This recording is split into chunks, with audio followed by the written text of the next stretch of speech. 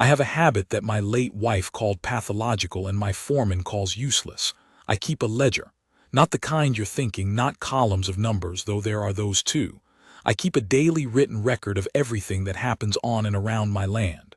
Weather, cattle count, who rode in, who rode out, the color of the sky at dawn if it struck me, the things men said when they thought no one important was listening. My name is Caleb Mosley. I run, or ran, depending on how you measure, a 640-acre cattle operation 11 miles southeast of Helena, in a stretch of valley the Blackfoot people called Itsiapetapiasin, which I was told means the place where the wind rests. They named it that because the hills on 3 sides break the worst of the northern gales. Good grass. Reliable water from a creek that feeds off snowmelt from the Elkhorns. I came to Montana in 1879. By the winter of 1886, I thought I understood the land. I did not. The man showed up in late September of that year, when the cottonwoods along the creek had just started going gold. I was in the barn repairing a stall gate that one of my more opinionated mares had kicked apart for the 3rd time when my foreman, Dutch Haverman, came in with that particular expression he wore when something had happened that he didn't want to be the one to explain. "There's a fellow," Dutch said. I waited. "Set up down by the south meadow, near the big rocks." "Set up how?" Dutch removed his hat, looked inside it as if the words he needed might be written on the sweatband, and then put it back on. "He's got a dog, a canvas roll, a knife, and he's digging." "Digging what?" "Just digging into the ground, not deep, wide." I set down the hammer. "Is he on my land?" "Technically that meadow's just past your southeast marker, Bureau land, but close enough to spit on your fence." "What's he look like?" Dutch considered this. "Lean, dark, long hair tied back, could be Indian, could be Mexican, could be something in between, moves quiet, the dog doesn't bark." That was my introduction to the man who would eventually save 14 lives, including mine, though he never once used that word, save, and I think he would have disliked it. I walked down to the south meadow that afternoon. Took my rifle, not because I expected trouble, but because you don't walk across open country in Montana without one.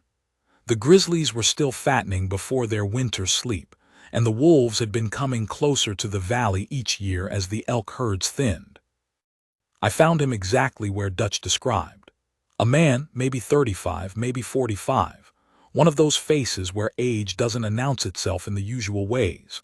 No gray in his hair, but deep lines around his eyes, the kind that come from squinting into bright distances for years.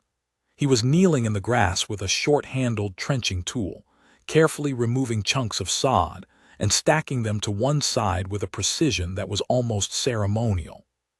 The dog, a gray-brown thing, part shepherd, part something wilder, watched me approach, but did not stand or growl. It simply tracked me with its eyes, the way a sentry watches a known quantity pass through a gate. "Afternoon," I said. The man looked up. His eyes were very dark, nearly black, and there was something in them that I would later come to recognize but could not name that first day. It wasn't hostility. It wasn't fear. It was the expression of someone who has already assessed you completely and is waiting to see if his assessment was correct. "Afternoon," he said. His English was clean, unaccented in the way that surprised me, though I was ashamed later that it surprised me at all. "Caleb Mosley. I run cattle on the land just north of here." "I know, I saw your herd. You're going to lose some of them this winter." I blinked. "Excuse me." He gestured with the trenching tool toward the hills to the west. "The caterpillars are building thick cocoons. The muskrats are packing their lodges heavy, and the birds left 3 weeks earlier than they should have." Birds leave when birds leave. Birds leave when something is coming that they understand and we don't. He went back to digging. "My name is Joseph Calavera. People call me Joe. I'm going to build a winter shelter here if the land office allows it. I filed in Helena last week." "A shelter? Like a cabin?" No. A dugout. He paused, sat back on his heels, and looked at me with an expression that I now realize was the look of a man deciding how much to explain to someone who might not have the framework to understand. My mother was Chiricahua Apache, he said. My father was a surveyor from Pennsylvania who spent 11 years living with her people before the army moved them to San Carlos. I grew up learning how to read land, how to listen to what it's telling you. When I was 19, I went north. Spent 3 years with a band of Gros Ventre, then 2 winters with Inuit people near Hudson Bay. He tapped the ground with his knuckle. Every people who survive in hard country figured out the same thing. The earth insulates, snow insulates, you don't fight the cold. You let the cold build your walls for you. You're going to build a snow house. When there's enough snow, yes. For now, I'm preparing the foundation, drainage channels, windbreak positioning. The snow is just the last step. Most of the work happens before the first flake falls. I looked at the shallow trenches he'd carved, the careful geometry of them, and I confess I thought, this man is going to die. I wrote it in my ledger that night. September 22. Man named Joseph Calavera, mixed Apache, camped at South Meadow, plans to winter in a snow shelter. Seems intelligent but possibly touched. Keep watch. Looking back at that entry now, I want to reach through the page and shake the man who wrote it. Word spread the way word always does in small, isolated places, through a network of gossip that moved faster than any telegraph. By October, half the valley knew about the Indian building an ice house, and opinions ranged from amused to contemptuous. Herschel Grady, who ran the general store in Helena and considered himself an authority on all things practical, declared over his counter that a man who chooses snow over timber has made his peace with the Lord and is simply waiting for the appointment. Bill Tyson, who ranched the land north of mine and had the distinction of being both the largest man in the valley and the least curious, said simply, "Fool," and returned to his coffee. The women were kinder. In that particular way, women are kinder when they believe someone is doomed. They spoke of Joseph with soft voices and shaking heads, the way you speak of the terminally ill. I visited Joseph 3 more times in October. Each time, his preparation had advanced in ways I didn't fully understand but couldn't dismiss. He built a low wall of stacked stone on the north side of his site, angled in a way that, he explained, would channel wind over his shelter rather than into it. He dug a cold air trench, a channel lower than the shelter floor, that he said would catch sinking frigid air and pull it away from the living space. He'd woven a mat of dried grass 6 inches thick and laid it as a base layer, then covered it with elk hides. "You know what kills people in winter?" he asked me one afternoon while stitching another hide to his growing floor covering. "Cold." "No, moisture. Cold is just temperature. Temperature you can manage. But moisture, sweat, condensation, wet clothes, breath freezing on blankets, that's what steals your heat. That's what kills. Everything I'm building is designed to manage moisture, not temperature." I wrote that in my ledger. I didn't understand it then, but I wrote it down, and that habit, that pathological, useless habit, is the reason I can tell you this story with precision instead of sentiment. November came in hard. Not gradually, the way some winters creep forward, giving you time to adjust. November 1886 arrived like a door slamming. On November 8th, the temperature dropped 41 degrees in 16 hours. I woke to find the water in my bedside pitcher frozen solid, not a skin of ice on top, but frozen clear through to the bottom. The windows were opaque with frost, so thick you could scratch words in it with your fingernail, and those words would still be there 3 days later because the frost never melted. The first snow came on November 12th and did not stop for 9 days. I have a specific entry in my ledger for November 14th that reads, "Snow depth at barn door, 34 inches. Temperature at dawn, degrees F. Lost 3 calves overnight. Dutch says the creek is freezing from the bottom up, which I did not know was possible. Herschel's boy rode out to say the road to Helena is closed. By November 20th, we were locked in. And that was before winter actually began. I should tell you about the cattle, because the cattle are part of this story in a way I didn't expect. In 1886, the Montana range was overstocked. Everyone knew it. Nobody did anything about it because the grass had been good for 3 years running, and the beef market was strong, and men have a powerful ability to look at evidence of coming disaster and see, instead, confirmation that everything is fine. I ran about 400 head. My land could comfortably sustain maybe 250. I knew this. I told myself I'd sell down in the spring. I told myself a lot of things. When the first blizzard hit, the cattle did what cattle do. They drifted south, pushed by the wind, bunching together against fence lines and in coulees, their backs crusted with ice, their breathing creating little clouds of vapor that froze on their own faces. In a normal winter, they'd have pawed through the snow to reach the grass underneath. But this snow was different. It had fallen wet, then frozen into a crust so hard you could walk on it without breaking through. The cattle couldn't reach the grass. They stood on top of their food and starved. By December, I was feeding hay I couldn't afford to replace, rationing it out in amounts I knew weren't enough, watching my animals grow thin and hollow-eyed, and writing in my ledger each night the number I'd lost, the number remaining, and the temperature. The temperatures were not believable. December 18th, degrees F. December 24th, degrees F. January 2nd, degrees F. And then January 9th, 1887, degrees F. I know that number is accurate because I checked my thermometer 3 times, went inside, warmed my hands because I couldn't feel them, went back out and checked again. 58 degrees below zero. At that temperature, exposed skin freezes in under 3 minutes. Spit freezes before it hits the ground. I tested this, because what else do you do when the world has become something you don't recognize? You perform small experiments to confirm that reality has, in fact, gone insane. 3 men died in that stretch. Tom Kincaid, who ranched east of the Elkhorns, was found in his cabin with the stove still warm and a full wood box.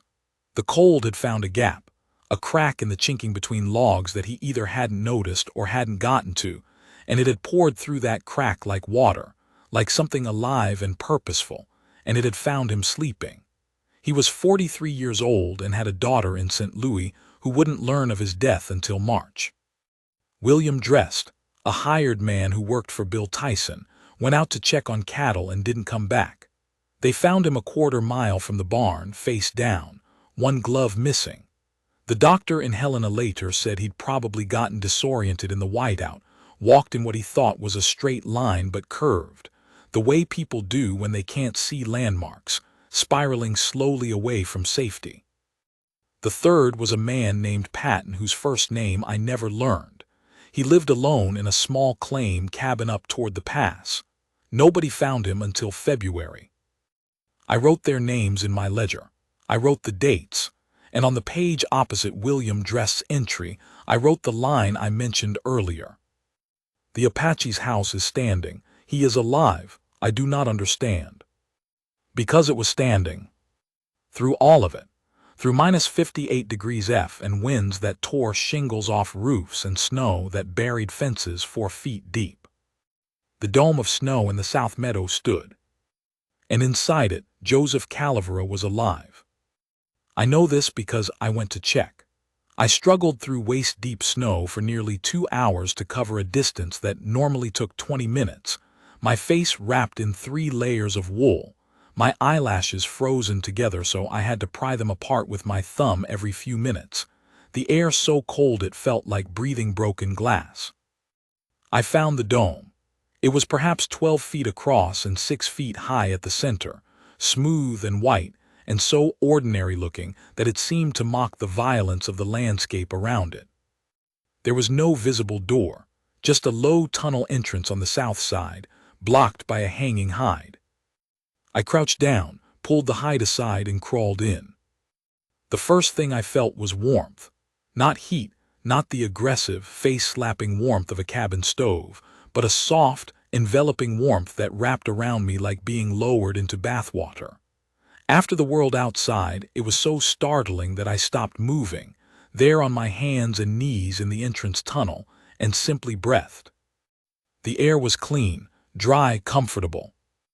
Joseph was sitting cross-legged on a thick mat of furs, repairing a piece of leather by the light of a small oil lamp. The dog was beside him. A pot of something stew, from the smell, sat near a tiny stone-lined fire pit that produced almost no smoke, the wisps of it rising to a small vent hole in the ceiling that Joseph had designed to draw the smoke out without letting the cold in. He looked at me the way he always looked at me, patient, unsurprised. "Come in," he said. "Close the flap behind you." I did, and I sat in that impossible warmth while the world outside tried to kill everything in it, and I asked the question that had been building in me for 3 months. How? Joseph Calavera handed me a cup of hot broth, and he began to explain. And what he explained was not magic. It was not mysticism. It was not any of the things the settlers had dismissed it as. It was knowledge. Accumulated, tested, refined over generations by people who had been surviving in conditions like these for thousands of years. Knowledge that the men in their log cabins with their iron stoves and their almanacs and their supreme confidence in the superiority of their methods had never bothered to ask about. Because they'd never thought to ask. Because they assumed they already knew. I drank the broth, I listened, and I began to write. End of Part 1. Part 2, What the Cold Taches. I stayed in Joseph's shelter for 4 hours that first visit.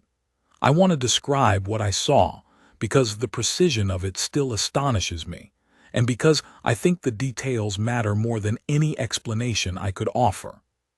The shelter was not a simple dome. From outside it looked like one, a smooth, featureless mound of packed snow, unremarkable, almost accidental-looking, as if a drift had simply settled in a convenient shape. But inside, the architecture revealed itself as something deeply intentional. The walls were approximately 10 inches thick at the base, tapering to about 6 inches at the crown. Joseph explained that the thickness wasn't uniform by accident. The base needed to be heavier to support the structure, but the thinner crown served a purpose too. Heat rises. A thinner ceiling absorbs just enough warmth to create a faint glaze on the inner surface. A thin, smooth layer of ice that actually seals the snow, preventing it from shedding crystals or dripping. The first time the shelter warms, the walls cure themselves. It breathes, Joseph said, pressing his palm flat against the inner wall.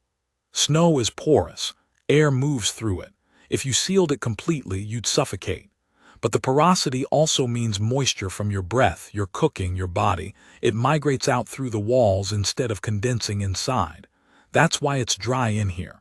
That's why your clothes aren't getting damp. I touched the wall. It was cool but not cold. Not the bitter, biting cold of the air outside, which at that moment was somewhere around 45 below. The wall felt like touching a stone in autumn, neutral, indifferent, neither stealing heat from my hand nor offering any. "What's the temperature in here?" I asked. "Above freezing, probably 35–40 degrees near the ceiling. Cooler near the floor, which is why the sleeping platform is raised." And it was. The central living area was elevated about 18 inches above the entrance tunnel, which sloped downward from the opening. Joseph had explained this to me weeks earlier, but seeing it in practice, feeling it, was different from understanding it as a concept. Cold air sinks. The entrance tunnel acted as a cold trap. The heaviest, coldest air pooled in the lowest point, which was the tunnel itself, and the warmer air rose and stayed in the elevated living space. Simple physics. Elegant physics. The sleeping platform was raised further still. Another 8 inches above the main floor, built on a framework of willow branches and covered in layers. Dried grass, then elk hide, then buffalo robe. Joseph slept on top of this stack, and the dog slept beside him, and between the insulation below and the body heat of a man and a large dog and the tiny oil lamp that burned through the night, the sleeping area stayed warm enough to sleep without shivering. I want to say that again, because I'm not sure the words carry the weight they should. Warm enough to sleep without shivering. In a winter that was killing men in cabins with stoves. The settlers think heat is something you create, Joseph said. He was stirring the stew, venison, wild onion, some kind of root I didn't recognize. They build a fire and throw heat into the air and the walls and the ceiling and the floor and the cracks and the gaps, and most of it goes right through and out into the sky. They're heating the prairie. I'm not trying to heat anything. I'm trying to keep the heat that already exists, the heat from my body, my breath, my lamp, my dog, from leaving. He held up his hand, fingers spread. A man generates heat, constant, steady heat, about as much as a large candle. That's not nothing. In a sealed, insulated space this size, one human body raises the temperature 20–25 degrees above outside. Add a dog, another 10. A small lamp, another 5. A tiny cooking fire, another 15. You're not fighting the cold, you're just keeping what you already have. I wrote all of this down by the light of his lamp, my fingers still stiff but functioning, my breath coming easy in the clean, dry air. And something was shifting in me, not just understanding, but something harder to name. A kind of embarrassment, a reckoning. Because the knowledge Joseph was sharing wasn't new. It wasn't revolutionary or arcane or secret. It was ancient, tested across uncountable generations by people who had been living in extreme cold for millennia. The Inuit, the Gros Ventre, the Yupik, the Sami. Every culture that had faced this particular problem had arrived at this particular solution, or something very close to it, because the solution is dictated by physics, and physics doesn't care about your culture or your pride. And we, the settlers, the ranchers, the men with our almanacs and iron stoves, had walked right past it. Not because we couldn't see it, because we wouldn't. I returned to my own cabin that evening and stood for a long time in front of my stove, feeding it wood, watching the heat pour off it in shimmering waves and knowing now, for the first time really knowing, where most of that heat was going. Through the walls, through the gaps, through the roof, through the floor. Into the frozen ground and the frozen sky where it dissipated into nothing, achieving nothing, warming nothing that needed warming. I was heating the territory. My cabin was better built than most. I'd hired a man from Minnesota who knew how to notch logs properly, and I'd chinked the walls twice, once with clay and again with a mixture of lime and horsehair. Even so, 3 feet from the stove the temperature dropped sharply. The corners of the room were cold enough to see your breath. My water pitcher froze every night unless I set it on the hearth, and I was burning through my woodpile at a rate that, if I calculated it honestly, which I did, because the ledger demands honesty, would leave me short by mid-February. I sat at my table that night and did something I hadn't done in a long time. I sat with the discomfort of having been wrong. Not wrong about a fact. Wrong about a way of thinking. Wrong about an assumption so deep I hadn't even known it was an assumption. That my way of doing things, the European way, the American way, the civilized way, was inherently superior. That the people who'd been here before us were primitive, not because I'd examined their methods and found them lacking, but because I'd never examined them at all. I didn't sleep well that night. The stove didn't help. The second blizzard hit on January 14th, and it was worse than the first. I don't have the language for what that kind of cold does to a landscape. Poets might. I'm a rancher who keeps a ledger, but I'll try. The wind came from the north at speeds I estimated at 50 or 60 miles per hour, though I had no instrument to measure it. It carried snow horizontally, not falling but flying, like a billion tiny needles hurled by something furious. The noise was enormous. Not a howl, the way stories always describe it. Deeper than a howl. A vibration that you felt in your chest and your teeth and the bones of your skull. A sound so constant that after a while you stopped hearing it the way you stop hearing your own heartbeat. And then when it paused for 10 or 15 seconds between gusts, the silence was so sudden and so total that it felt like going deaf. The cattle were dying. I could see them from my window when the snow thinned enough to see anything. Dark shapes against white, huddled, motionless. Some were standing. Some were down. The ones that were down would not get up again. I knew this, and I knew there was nothing I could do. The barn held 30 head. I had 312 left. The math was simple and merciless.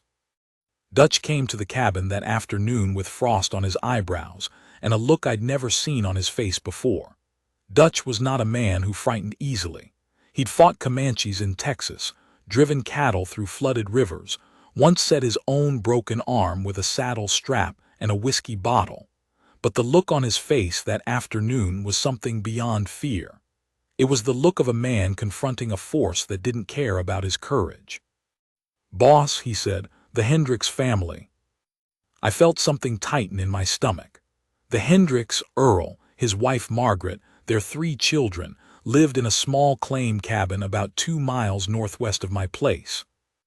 Earl was a farmer, not a cattleman, a quiet man from Ohio who'd come west with the same dreams everyone came west with and had found the same reality everyone found.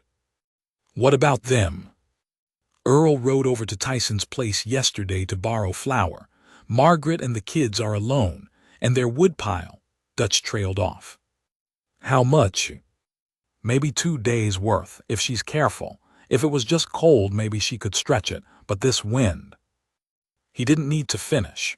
In this wind, with these temperatures, 2 days of wood was nothing.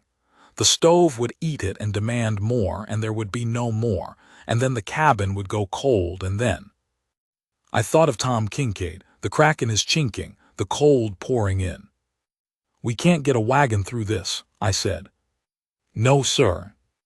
"Can't ride either. Horse would founder in 20 minutes. "Yes, sir." We stood there, 2 men in a warm enough cabin, with enough wood, knowing that 2 miles away a woman and 3 children were running out of time. And then I thought of Joseph. I will not pretend the idea came to me as a noble inspiration. It came the way most important ideas come, sideways, reluctantly, trailing embarrassment. I thought of his shelter. I thought of the warmth inside it. I thought of his words, "You're not fighting the cold. You're just keeping what you already have." "Dutch," I said, "I'm going to the South Meadow." Dutch looked at me as if I'd announced I was going to the moon. "In this. I need to talk to Joseph." "The Indian." "Boss, you can't." "I have to."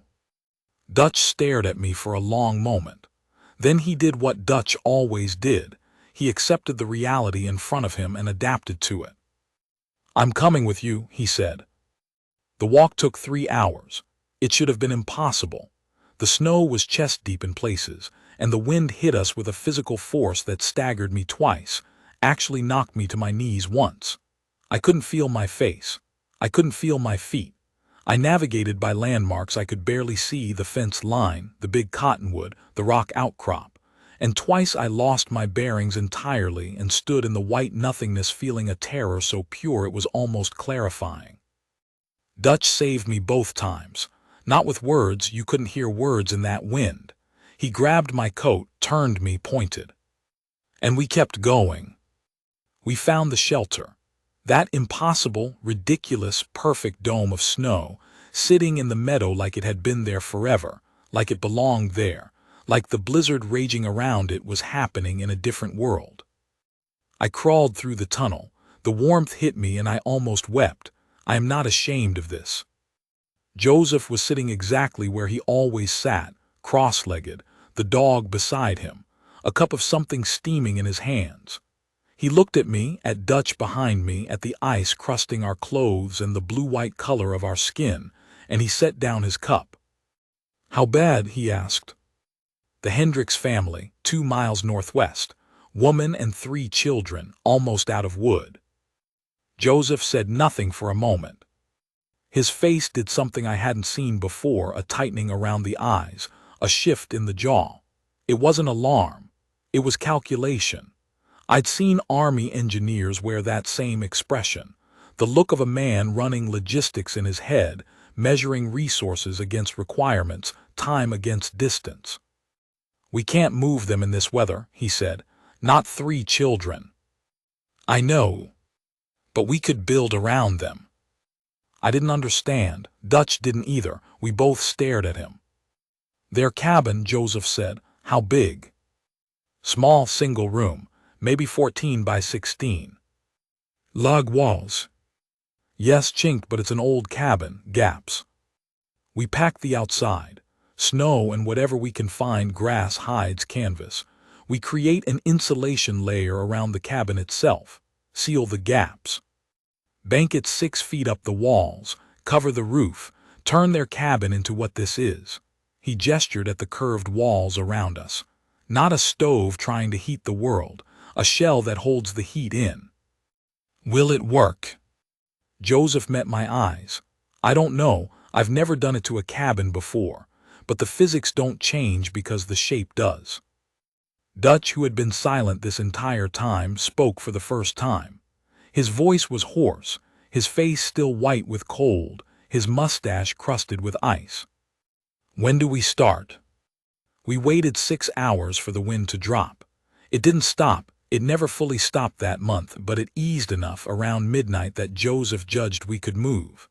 He packed a bag with tools. A short saw, rawhide cord, his trenching tool, a roll of elk hide. He fashioned face coverings for Dutch and me from strips of wool lined with fur. He fed us broth and pemmican, and told us to drink water until we couldn't drink any more.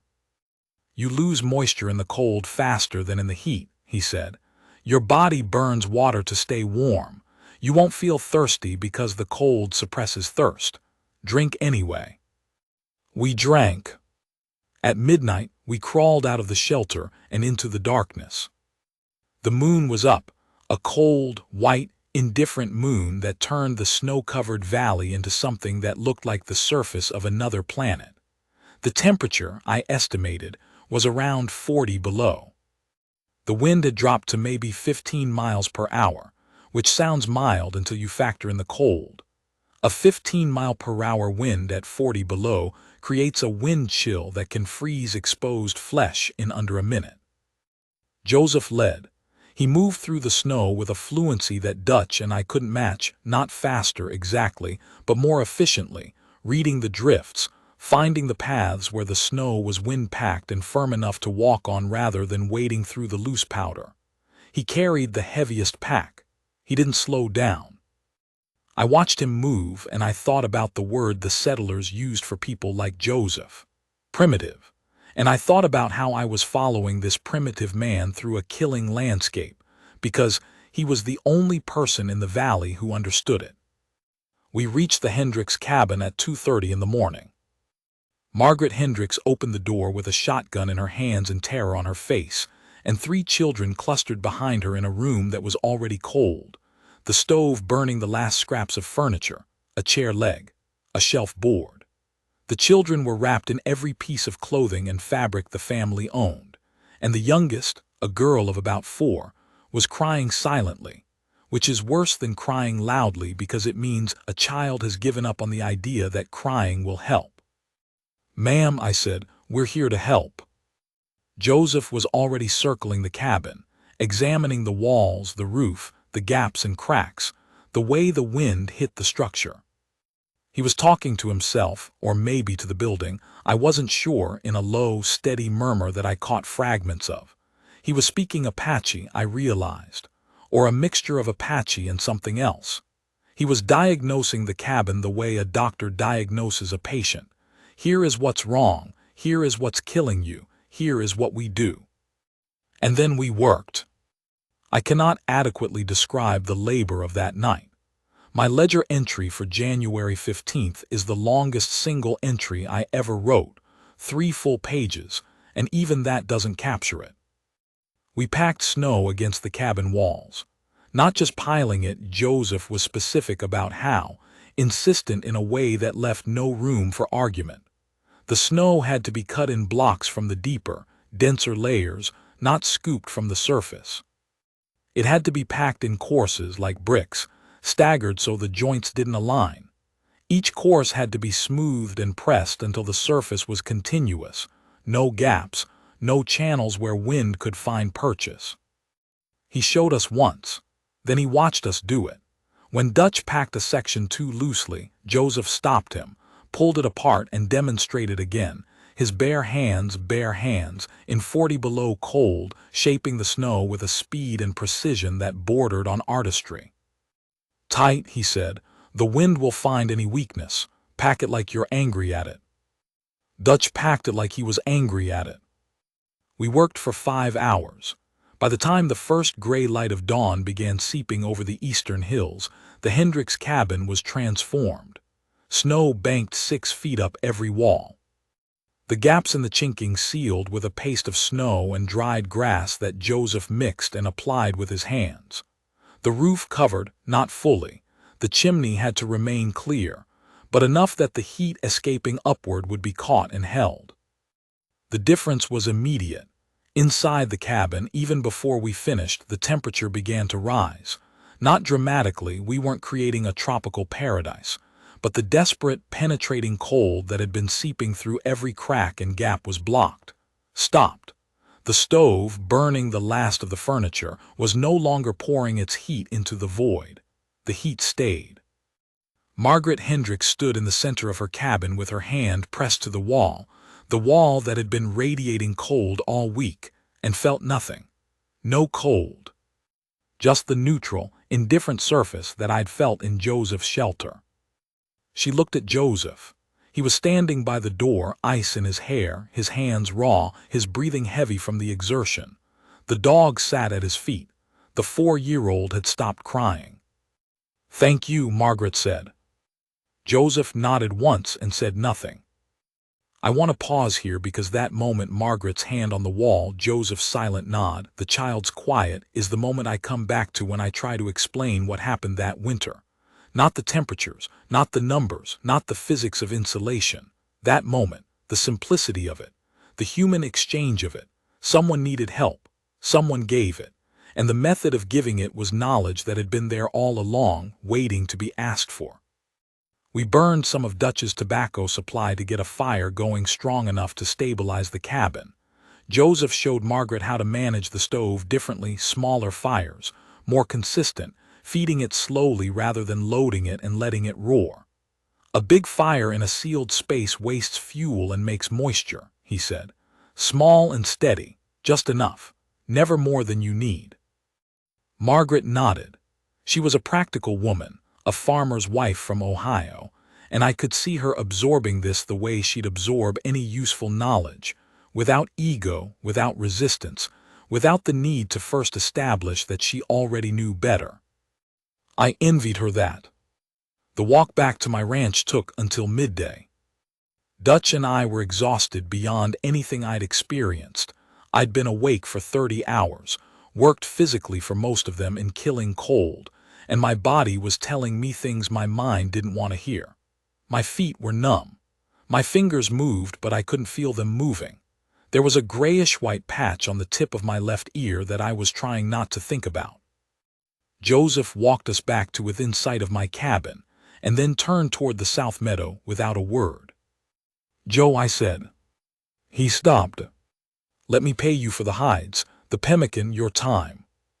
He looked at me, and there it was again, that expression I couldn't name, patient, assessing, and now maybe something else underneath it, something that looked almost like grief. "You lost men this winter," he said. "Kincaid." "Dressed, the one up at the pass." "Yes." "They had cabins, stoves, wood." "Yes." "I had snow." He didn't say anything else. He didn't need to. The argument was right there, standing in the space between us, obvious and painful and complete. I watched him walk away toward his shelter, his ridiculous, impossible, perfect shelter, and I stood in the cold, too tired to feel it anymore, and something inside me broke. Not dramatically, not the way things break in stories, quietly, the way a long-held belief breaks when reality finally becomes too heavy for it.